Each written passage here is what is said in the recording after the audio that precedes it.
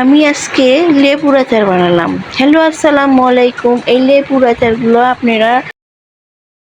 আপনি ডাল দিয়ে ভাত দিয়ে খেলে ভালো লাগে। একটা মুখ অন্যরকম, মুখে মজা এসে যায়। এই লেবুর আচার, এই লেবু কাজি লেবু দিয়েই হয়। কাজি লেবুটা অনেক আলতোভাবে ছিলতে হয়, ভিতরের খোসা যাতে নেওয়া বের হয় লেবুর, তাহলে আচারগুলো ভালো দেখা যাবে না। এইভাবে ছিলতে হয় লেবুগুলো, উপরের ছিলকাটা খালি ফেলতে হয়, সবুজটা, আর নাইলে সব নিতে হয়। এই লেবুগুলোকে এই লবণ মাখিয়ে ভালোভাবে, অনেকগুলো লবণ মাখিয়ে ভালোভাবে সারা রাত রাখতে হয়। লেবুগুলোর গায়ে, প্রত্যেকটা গায়ে যাতে লবণ মাখা হয়, না মাখলে লেবুগুলো শক্ত থাকবে না। লেবুগুলো শক্ত না থাকলে আচারটা গলে যাবে। তারপরে ভালোভাবে মেখে নিতে হবে। এই পরের দিন লেবুগুলোকে ভালোভাবে চটকিয়ে পানি দিয়ে ধুয়ে নিতে হবে।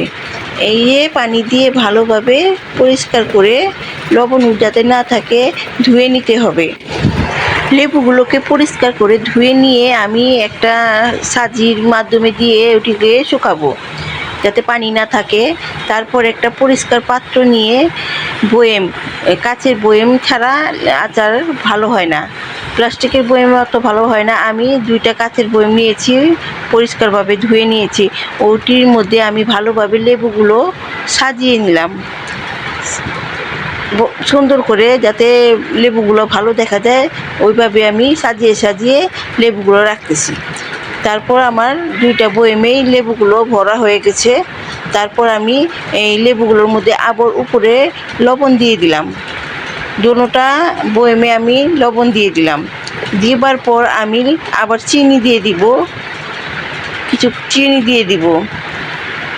চিনি দিয়ে আমি এখন লেবুগুলোকে ভিনেগার, অনেকে সিরকা বলে, অনেকে ভিনেগার বলে, আমি 2টা বয়েমই আমি সিরকা দিয়ে ডুবিয়ে দেবো লেবুগুলোকে, না হলে লেবুগুলো নষ্ট হয়ে যাবে।